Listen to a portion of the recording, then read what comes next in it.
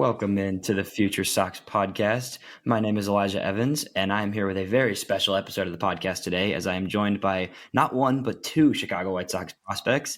I've got pitching prospects Nick Nastrini and Jordan Leasure joining me today. We're going to talk all about just, spring training, everything that's been going on in their lives since coming over to the Sox last year, in addition to just, impressions around camp, being with the White Sox for the first time, heading into their first full season with the White Sox, both with the goal of making a big impact in Chicago. So the two of these guys have been dominating all spring. It's been pretty impressive stuff. Nick has thrown 11 innings of 1-run ball. Jordan's got 7 1/3 innings of no-run ball under his belt this spring. So Jordan's got you beat there a little bit, Nick. But we appreciate you guys coming on and welcome onto the show. Yeah, thanks for having us. Thanks for having us. Yeah, for sure. So we'll start here for a little bit. I know I talked to both of you guys last year a few times, and, it was cool to kind of hear just the transition over from the Dodgers. But what has it been like generally to go through the experience together of, getting drafted by the Dodgers, being traded to the White Sox, and now being in your first camp with the White Sox with both of you guys, knocking on the door to the big leagues? I'll start with you, Nick. I was going to ask who's going to go first here. Yeah. It's really fun. This camp has been really nice. It's been nice to get to know a lot of the guys on the team already, like Michael, Fetty, Ben Tendi, Gavin Sheets, some of the position players. It's been a pretty good spring, so I'm happy to be able to connect with the guys on the team and get to know them, and it's going to make the transition to the big leagues a lot easier. How about you, Jordan? Yeah, I was thinking the same thing, getting to know a lot of the newer guys in camp, but also getting to know the older guys they brought in as well, picking their brain. It's been pretty great, good experience, and I keep saying it, but just the whole spring has been like really good vibes all around the clubhouse, and everyone's coming in with great attitudes, and so it feels like it's going to be a really good season right from the start. Yeah, that's awesome. What is it like kind of, going into spring as guys who are trying to make the team, right? And being able to be in the clubhouse with a lot of guys you played with last year. So for you, Nick, a lot of the guys in Birmingham, and then Jordan, you were in Charlotte, obviously down the stretch, and you finished in Charlotte too, Nick. So what's it like kind of having a lot of those other prospects with you in the clubhouse as opposed to, just being the new guy with a bunch of different faces? It's definitely a lot of fun. Getting to see like guys like Tim Elko, Colson, Jonathan, Eater, and Bush. It's nice to walk in there, see familiar faces, but it's also nice to get to know some of the other guys too, like I touched on a couple minutes ago. So, but it definitely helps a lot. And also being able to see Jordan in there, I've been playing with him for about 3 years now. So it definitely makes it a lot easier to get acclimated and kind of get your feet wet. Yeah. Pretty much what he said. I didn't get to see a whole lot of the guys in Birmingham, but I met some of them in the fall league, like Frazier and Eater. But yeah, and then coming from Charlotte, and a lot of the guys that were on that Charlotte team aren't with the White Sox anymore. So, but there's still a few that are around, like Nick Padilla, who's a really great dude. Love hanging out with him. But yeah, just hanging out with those guys and having them those close relationships with those guys, it's nice. When you're coming into camp now, so you guys obviously being with the Dodgers, the great pitching development staff known for that kind of around the league, and then coming over to the White Sox, and then this offseason, Brian Bannister being brought in and kind of a new regime of the pitching staff. What's it been like kind of just working with different guys over the last year and getting used to just taking advice, but also knowing the stuff you've been working on for the past 2-3 years? Jordan, do you want to go first or you want me to go first? Yeah, take this one, Jordan. Yeah, I'll go first. I was gonna say it's kind of nice to get away from what you've been hearing over and over for the past 2.5 years, whatever it was, working with the same guys over on the Dodger side, coming over here, kind of getting different direction, different ideas from different coaches. And the first time I worked with Bannister, in the first bullpen I threw in the spring, he already had a couple ideas he wanted to work with me on, and like super small adjustments, and like right away in that bullpen I tried them out, and it made a huge difference. So just kind of getting a different set of eyes, I guess, looking at you, and different ideas can make a huge difference, and I feel like it's helped me a lot already this spring. Yeah, hearing the same thing over and over again for 2 years is definitely helpful because you can really understand what makes you good. But like Jordan said, it's very repetitive, and there are so many great minds out there, and to hear someone else's perspective really allows you to broaden your horizons as far as development goes, and what maybe, trying something else out, or a different perspective on things, just like maybe sequencing or like pitch selection in certain counts. So talking, or like he said, talking to Bannister and Katz, that's kind of something that I've been working on them a bunch with, is sequencing and like what I want to throw to certain guys in certain counts to get ahead, to get back into counts. So it's nice it's refreshing to have a different set of eyes and a different set of opinions. Right. Yeah, that makes total sense. Just get a variety of kind of thoughts on what you're doing. In terms of the actual pitches you've been working on, I know, Jordan, I've talked to you about this a few times, but the curveball edition last year, what has kind of the development been on that pitch? And in this spring, heading into, your first full season, really utilizing that as a third offering, how have they kind of helped you hone in on that pitch so far? Yeah, just kind of finding the right counts to throw it. Like obviously, I know I can trust what it's going to do now with the consistent movement and where I want to throw it.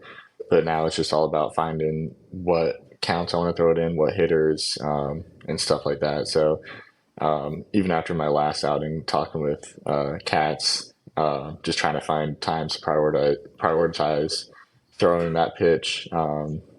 Let's say 0-0 to lefties or whatever it is, to finish off the spring with that. That way, start of the season, I can go in full 100% confidence, knowing what I want to do with that.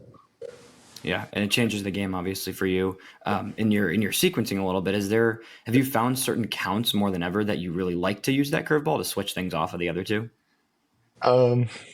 Yeah, I mean, I feel like even counts, like early in the count, 0-0, kind of just get them because, obviously a lot of hitters going up hunting my fastball. They're trying to ambush that and get that to hit. So I think if I can just, offer a curveball in there early, get them off the fastball, it's going to make a huge difference. Yeah, that makes sense. And then, Nick, I know you haven't necessarily added a pitch, but in terms of adjusting any of your pitches this offseason, how has that process been in the spring, kind of putting things that you've changed into action? One thing that I was working on a bunch during the offseason in the spring is just making sure that I can land everything in the zone and being able to also get it out of the zone. I feel like I've worked really hard on that, and I've been able to do that really, really well this spring, just getting ahead with my off speed. Because like Jordan said, like people are just going up there trying to ambush my fastball. So it's like if I can throw a slider 0-0, throw a curveball 0-0, throw a changeup 0-0, then it definitely sets me up for success later on in the at bat, where I can use that fastball because he can throw the off speed in the zone, multiple of them, and then they have to honor the other three pitches that I throw rather than just sitting heater, which is something that I definitely wasn't able to do my first year and half of last year.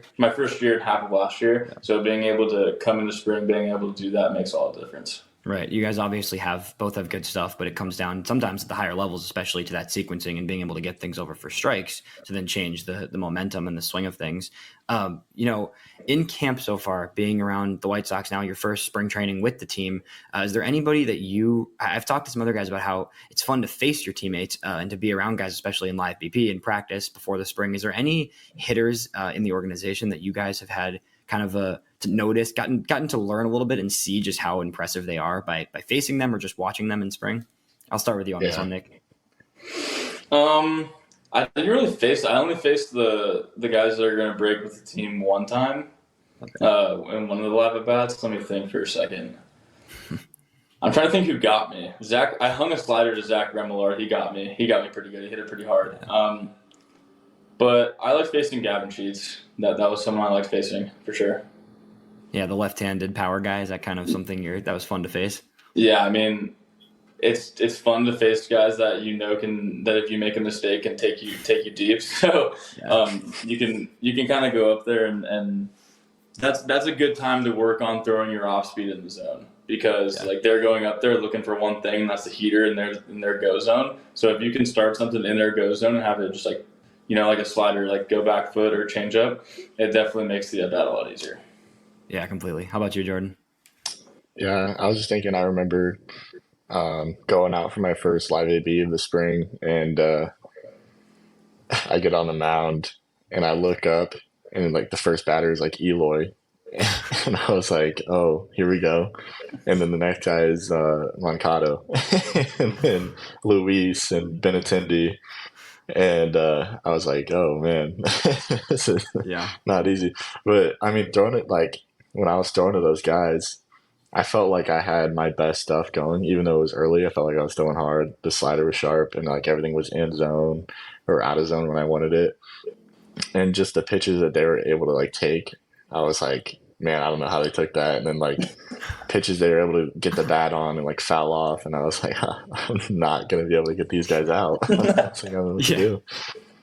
That's just the difference between those are experienced guys, right? They've been around, they know what they're doing.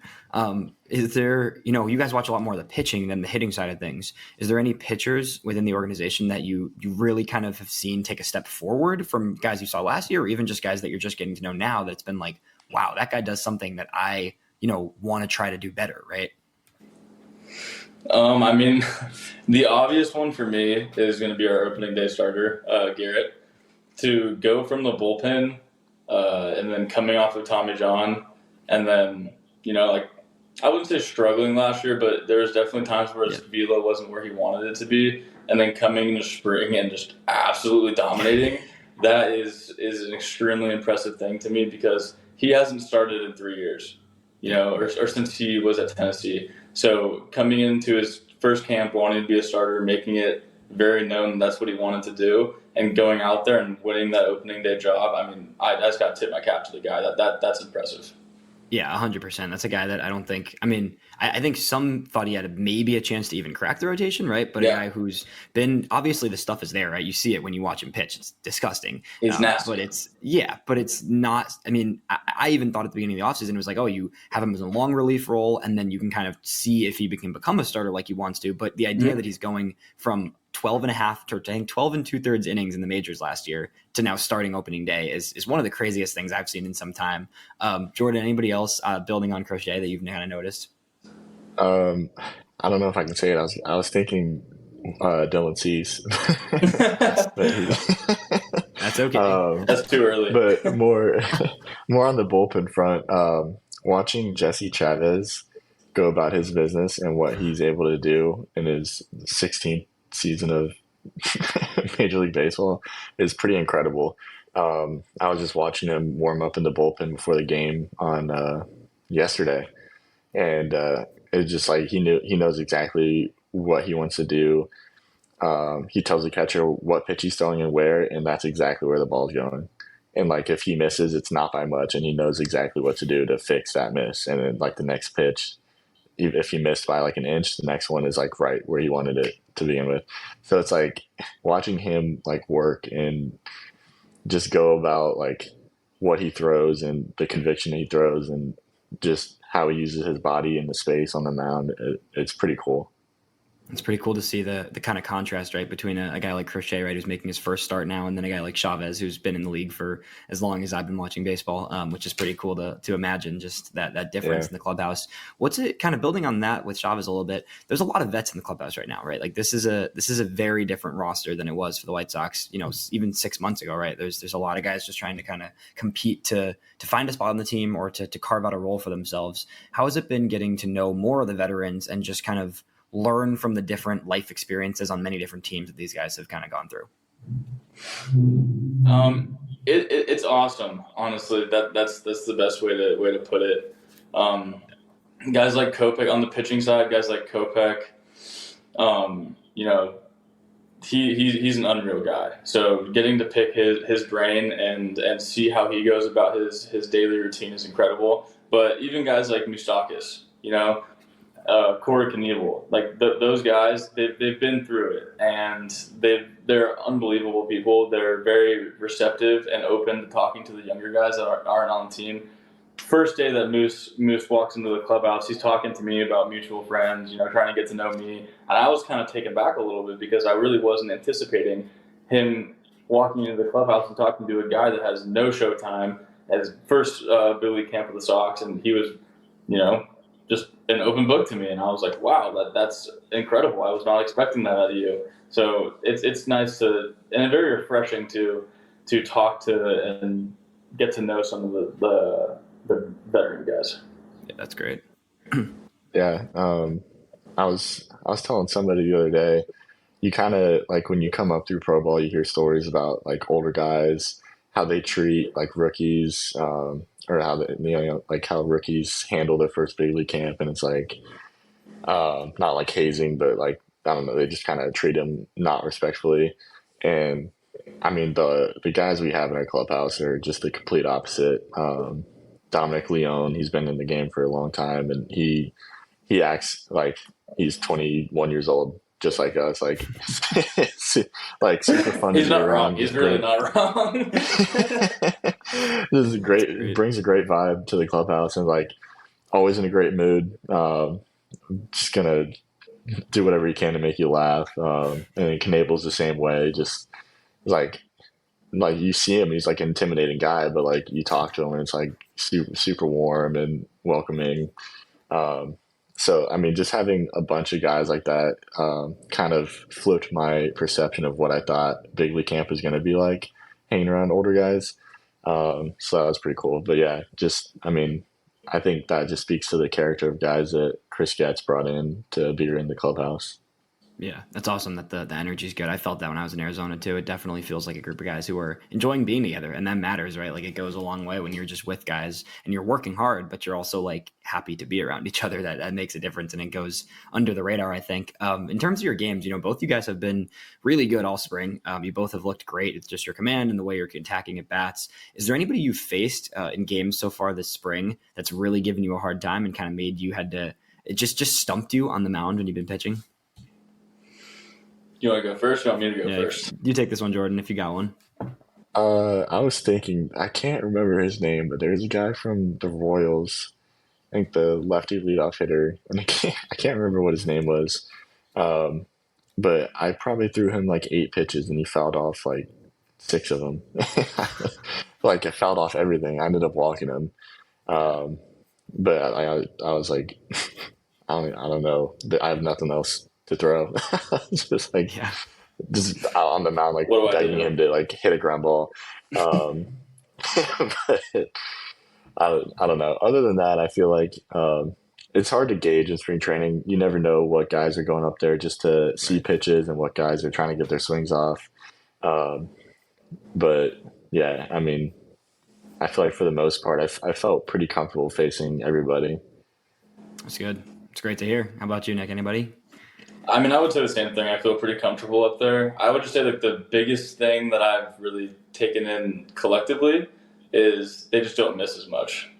Way more foul balls. Foul balls. On pitches that I would get swing and misses on in AAA, AA, they're just foul balls. And I'm like, gosh darn it, man. Like, how am I going to make you swing and miss here? But a guy that got me last game was J.D. Davis. I saw that. I just threw a fastball, and he probably hit that 108. He smoked it. And I was like, all right, yeah, you're good. But, yeah, for the most part, I feel pretty comfortable up there. I don't feel like anybody's giving me too hard of a time to where I'm like, okay, I can't get you out. Yeah, that's great to hear. But that's also a guy in J.D. Davis, right, who had literally switched teams the day before that. And then exactly, game. And, that's just big league guys. All right, let's go. Yeah, exactly. That's just how it goes. We'll shift gears a little bit here from the spring training stuff. Can each of you tell me something, off the field about the other one here? I want to get into it a little bit, put you guys on the spot, make you kind of out each other a little bit. Something just funny, interesting that you picked up from each other over the few years. Whoever's got one. Nick, you go. I'm trying not to incriminate Leasure here. Jordan, you go first. I need a second to think. I'm trying to think too. I don't know. While you guys think, Nick, have you come around on Chicago hot dogs? Oh yeah, no. Okay. So the day after, or the day I got the box, I came home and my roommate and we just housed almost the entire package. So yeah, no, I've come around on them. They didn't give me. They put tomato wedges on them. I didn't know that. I didn't have any tomatoes. But other than that, I put everything on the hot dog that they gave me. So, yeah, no, it's pretty far. Jordan, you got into that at all yet? Not yet, but I was interested when I saw he got that box of hot dogs. Yeah, pretty hilarious I package. was I wasn't expecting him to share, but I was kind of hoping he would. But Well, luckily you're going to be in Chicago soon enough and get to try plenty of them. Either you got yeah, a good little tidbit.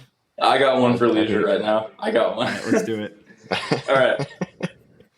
Jordan Leasure is the biggest Zach Bryan fan of all time. I can get behind that. He might know every single song. Wow, that's pretty impressive. I probably do know every song. If you were to like have one play, I'd probably know every word to every song. Wow. All right, I can respect that. I can get with some Zach Bryan. So Yeah. Well, that's a good one. I was thinking one of the first ones that came to mind for me. Sorry, Nick, but his Instagram reels are some of the most wild. Like, it'll go from like a video that's like super like funny and goofy, and then he'll scroll, and the next one's like somebody surfing, and then he'll scroll, and it's like somebody getting hit by a truck. My Instagram reels are insane. It's like it's surfing, and then it'll be like a dog video, and then it'll be like someone like just breaking their leg, doing like a scooter trick or something like that. It's the most absurd thing. Like I don't know severely what's going on. violent. Yeah. I mean, you like what you like, I guess, right? Keep a little mix of everything. Just keeps you entertained. I send them to him every single time too. He Yeah. gets every I never single know. one that I see. I never know what I'm gonna get. If I'm next to him, he'll show me. If I'm not, he'll send me, and I try to like anticipate if it's gonna be something absolutely violent or like something funny. That's pretty good stuff right there. Either of you guys got any superstitions? I've talked to a few guys in the past about, not even superstitions fully, but just kind of routine things you have to do, either on a game you're pitching or just in general. I wouldn't say so. Each environment you're in is completely different, so you have to be able to adapt, whether you're on the road or you're at home. It's never going to be the same day is never going to roll around. So you have to be able to roll with the punches, whether it's like you have someone using something in the weight room that you need to use to warm up while they're working out right before the game, or you're on the road and someone forgot to bring a band or something like that, or you forgot your plyo balls, or your shoelace broke or something like that. So you have to be able to roll with the punches. So I wouldn't really say that I have anything that I have to do. I used to have a lot of stuff that I had to do. Yeah. In the past, I had to eat teriyaki chicken the night before, but I don't have to do that anymore. I grew out of that. All right, fair enough. Yeah. Kevin, you got anything? I wouldn't say there's anything I have to do, but for my whole pro ball career, every year's been different. But before the games, I listened to the same songs in the same order before every game, and I usually start it about 50 minutes before the game starts, and I queue up the same songs in the same order every time. And then I don't look at this as a superstition, but every day, like when we get there, I put my socks on left foot and then right foot, and then I put my shoes on left foot and then right foot, and then I tie them left foot and then right foot. But that's I mean, I think that qualifies as a superstition, to be honest. I've never noticed that. That's hilarious. I've never noticed that. I do notice the music thing though. He does do that every single. Yeah. How many of those songs? How many of those songs are Zach Bryan? Just one. Just one, really? What song? Yeah, it's called Cold Damn Vampires, and it's kind of slower, but if you like listen to the lyrics, I don't know. For me, at least, it kind of gets me fired up. All right, what are some of your other genres of the pregame music? I want this from you too, Nick. If you got any. I usually start like kind of slow. I have like worship music and then country, some hip hop, some kind of EDM, like Rufus Du Sol. I don't know if you know that DJ at all. And then the end kind of gets a little scarier. I won't talk too much about that, but it's more like a little more scarier music, I guess. That's fair. Gotta get a little bit of everything. Any songs or things you go to pregame, Nick? I don't really listen to music pregame. I don't choose my own music. Just kind of whatever playing in the clubhouse, I'll vibe to. But if I had to choose, it would definitely be like something really, really slow. I definitely am a slower person. I don't like to do things super fast. Like if I'm listening to like like metal or rap or anything like that, I'll get way too fired up and I'll go out there and and I'll start like chucking the ball and catch play and like I'll have no clue where it's going and then I'm like throwing the ball everywhere in the bullpen and then I go into the game. I'm like, all right, that was too much. Like what game was it? I drank too much pre-workout before I went in. I think it was against the Reds when I came in the 6th, 7th, and 8th. I drank way too much pre-workout and I walked the first two guys and I was like, oh, okay, I gotta settle down here. So yeah, I tried to do everything a lot slower. Listen to slow music if I had to. I wouldn't really pick a genre, just whatever is slow. Yeah, spoken like a true surfer right there. So looking at the there you go. Looking at the kind of the future and just the core of this team, obviously the roster and the organization has been overhauled a lot in the past year, and there's just tons of young talent up and down the farm system right now, more than there has been in a lot of years. Just a lot of depth too. How do you guys feel about just the look of this team, kind of looking towards the future? 2-3 years from now, some of the guys you guys have been playing with and getting to know. How do you just feel about the future of the organization right now? I feel good about it. I feel good about this. We got guys like Colson. We got guys like Tim coming up. Jacob Gonzalez, Andrew Schultz. We just got Drew Thorpe.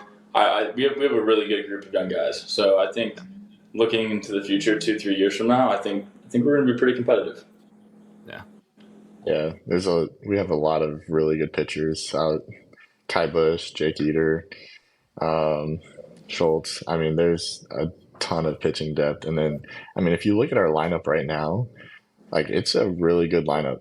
I mean, the top 4 or 5, you got Benintendi, Moncado, Luis Robert, Eloy, Andrew Vaughn, Gavin Sheets. Like, I mean, that's pretty legit. Don't forget about Pauly D. Pauly D too. Yeah, Pauly D. I mean, like that's a legit lineup, and I think a lot of people are overlooking that. And then you add the depth on top of that of all the guys coming up in the farm, like Nick said, Tim Elko, Colson. I mean, I don't know. I feel like this season we have a pretty good chance to really compete. But especially 2 years, 3 years, 4 years down the road, it's going to be, I think, a lot of fun to be a part of. Yeah, definitely. So we'll finish up on this last kind of segment. Both you guys are obviously like trying to make a big league roster right now. Like that's a given. That's the goal right now. You both told me last year that was the goal for this season. Of course it is, right? You're at that point in your career. You've pitched in AAA. What's it like being in these last few weeks of spring training and just kind of in a way just waiting, right? Like you're putting the work in, you've done your time, you're getting your innings in, you're pitching well, but also just kind of waiting to figure out what the ultimate decision is for you to start the season.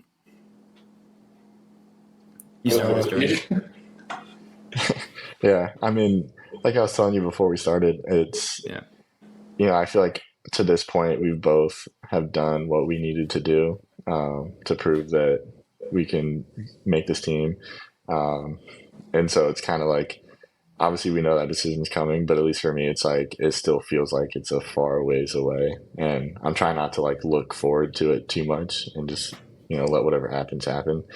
But it's still like, I don't know, like it doesn't feel like there's a week left of camp. It feels like we're less than a week. We still got a long ways to go, but it's coming to an end. And so try not to look forward to it too much, but knowing it's coming, there's like a lot of excitement and nervousness around that. Yeah, that makes sense. Yeah, I mean, I would say I'm taking a similar, mindset towards it. It's just control what you can control. Like Jordan said, him and I have both done everything that we possibly can to prove to the front office and the coaches that we're deserving and we're ready for the jump to the big leagues. So you just but there's so many things you cannot control. You don't know what their plans are. You don't know what what tricks they have up their sleeve. So you really just got to take every single day, day by day, honestly. There's really not much you can do about it. Right. When someone else is making a decision for you, there's nothing you can do about it. So you kind of just got to try to find a way to get better every single day and not think about it. Because for me at least, if I let myself get consumed by decisions that others make, I just go down a rabbit hole that I don't need to go down. It's not good mentally. I am definitely not getting better physically because that's all I'm thinking about, so I'm not present. So I just try to stay with the mindset of, just try to go in there and get better every single day, and whatever happens, happens. Definitely. That sounds like you both have the right mindset, and I know a lot of people are rooting for both you guys to make the roster. We'll finish on this note. If you had to, when the time comes, right, for both of you to make your debuts with the White Sox, how about you? If you're willing to do this, I wanna get a line prediction from each of you for the other one's debut. So we'll start with you, Leasure. For Nick's debut when he makes his first start, what you got for him? Be honest. You can slam him. You can say 6 runs allowed. Whatever you're feeling. I'm gonna hit him with 6 innings, 4 walks, but 9 punch outs. Hey, if you're getting through 6 innings with 4 walks, you're doing something right. All right, 9 punch outs, only 1 or 2 hits, no runs. But All right. I mean, I'll take the no runs and 9 punch outs part, but the 4 walks, man, dude, that hurts a little bit. Let's think. All right. For Jordan, I'm going to go first hitter is going to be a punchy. They're going to on what? They're on a heater up for sure. Okay. They're going to chuck that ball into the dugout, and I'm putting that thing in my back pocket quick. I'm holding on to that one, and I might bargain for some money after that one or something. But and then he's going to give up an absolute piss missile, but it's going to go right to the left fielder. Or no, it's going to be a lefty, sorry. So it's going to go right to the right fielder. It might be like 115 off the bat, but it's going to go right to whoever's patrolling right field that day. And then, so we got 2 outs. Then he's going to walk someone on a 3-2 count because he doesn't really 4-pitch walk anybody. And then he's going to strike out the 4th dude. So he's going to go no hits, 1 walk, 2 strikeouts, 1 inning. That's a pretty good 1 name. barrel. Yeah, and one absolute barrel. Seed. Like it's always the lefties that get me, right? Yeah, it's always the lefties that get Leasure. So it's going to be an absolute seed. And he might have to go to the chiropractor after because he's going to whip his neck around going to. No, I'm just messing around. But hey, he hit me with the 4 walks, so I had to. Yeah, I was going to say at least he's not walking 4 guys, right? I guess. Hey, well, those debuts sound great to me. I look forward to watching both you guys. I know I can speak for many, many White Sox fans that say everyone's super excited to see what the future holds for you both. So I really appreciate you guys coming on and talking ball today, and we're excited to see you guys pitch this season. For sure. Thank you. Thank you.